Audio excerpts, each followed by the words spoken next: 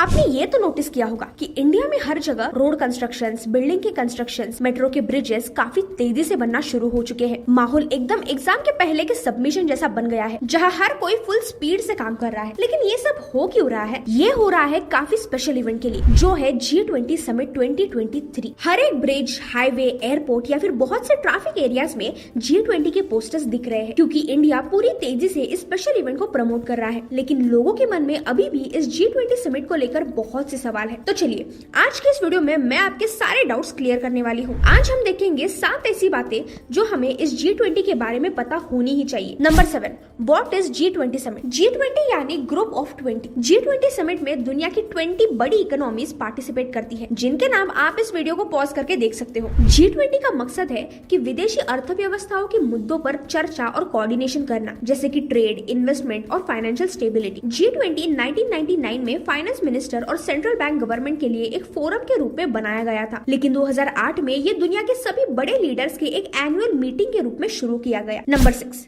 ये G20 summit कब और कहाँ होने वाला है? G20 कोई एक दिन चलने वाला इवेंट नहीं है। ये इवेंट अलग अलग मंथ्स में अलग अलग सिटीज में होस्ट किया जाएगा। G20 की सबसे पहली मीटिंग उदयपुर में 4 दिसंबर 2022 को ही हो चुकी थी, और उसका अगला इवेंट 16 और 17 जन 2023 को पुणे सिटी में हुआ था। और इसके बाकी इवेंट्स का लोकेशन मैप आप स्क्रीन पर देख सकते हो, और यहाँ मैं इवेंट का कैलेंडर भी आपके साथ शेयर कर रही हूँ। नंबर 5, G20 समिट में होस्ट कंट्री का रोल क्या होता है? अब ये तो हर कोई जानता है कि G20 समिट की प्रेसिडेंसी इस साल इंडिया के पास है, यानी ये समिट इस बार इंडिया में होगा। ये एक काफी पावरफुल इवेंट माना जाता है, और किसी महापुरुष ने ये कहा है, with great powers comes great responsibilities. यानी इस साल होने वाले G20 समिट का एजेंडा इंडिया सेट करेगा। यानी अब इंडिया डिसाइड करेगा कि इस साल कौन से मुद्दों पर बात होगी और उससे कौन से प्रॉब्लम सॉल्व होने वाले हैं। इंडिया के इकोनॉमी और पॉपुलेशन की साइज के हिसाब से इंडिया का रोल G20 में भी खास है। इंडिया दुनिया का तीसरा सबसे बड़ा इकोनॉमी है और दुनिया की सबसे तेज बढ़ने वाली मेजर सिटीज में से एक है। इसीलिए इंडिया ग्लोबल इकोनॉमिक ग्रोथ और डेवलपमेंट के मुद्दों पर चर्चा में एक इम्पोर्टेंट लीडर साबित होता है। लेकिन इसी के साथ साथ host country logistics and security, यानी सारे लीडर्स को और इवेंट्स को सिक्योरिटी प्रोवाइड करना, इवेंट्स के वेन्यू को डिसाइड करना, साइड इवेंट्स और कल्चरल इवेंट्स को ऑर्गेनाइज करना, और सबसे इम्पोर्टेंट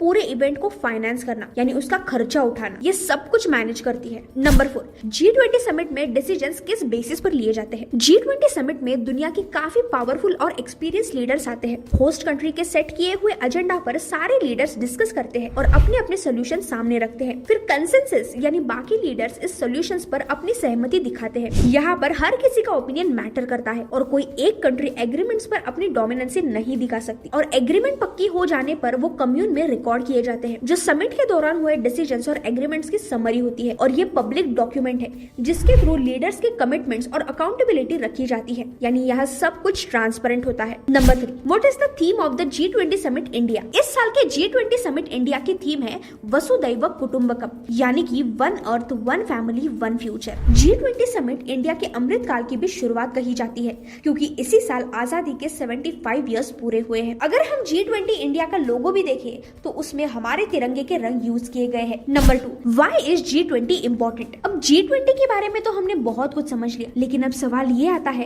कि ये G20 समिट आखिर इतना इम्पोर्टेंट क्यों है? ये इसीलिए इम्पोर्टेंट है क्योंकि इस समिट की वजह से वर्ल्ड के मेजर इकोनॉमिक लीडर साथ में आते हैं, और इसी समिट की वजह से ग्लोबल पॉलिटिकल और एनवायरमेंटल इश्यूज पर बात होती है, सबका ओपिनियन सुना जाता है, और कई फाइनेंशियल क्राइसिस पर भी डिस्कशंस होते हैं। नंबर 1, आखिर इस G20 समिट की वजह से होगा क्या? जैसे मैंने आपको पहले भी कहा है, G20 एक काफी पावरफुल समिट है, और जिस भी कंट्री में ये होता है पूरी दुनिया की नजर उस कंट्री पर जाती है, और ये एक सही समय है इंडिया का पूरी दुनिया के सामने अपनी ताकत दिखाने का, इंडिया के बड़े बड़े प्रॉब्लम्स पर आवाज उठाने का, और साथ ही ग्लोबल इकोनॉमिक क्राइसिस सॉल्व करने में अपनी असली ताकत दिखाकर कंट्रीब्यूट करने का। इस समिट में ग्लोबल चैलेंजेस लाइक कोविड-19 रिकवरी और क्लाइमेट चेंज पर भी बात की जाएगी, और पूरी दुनिया के लीडर्स एक साथ आकर इस प्रॉब्लम को सॉल्व करेंगे। आपको ये वीडियो कैसा लगा ये मुझे कमेंट्स में जरूर बताना। Till then, bye bye.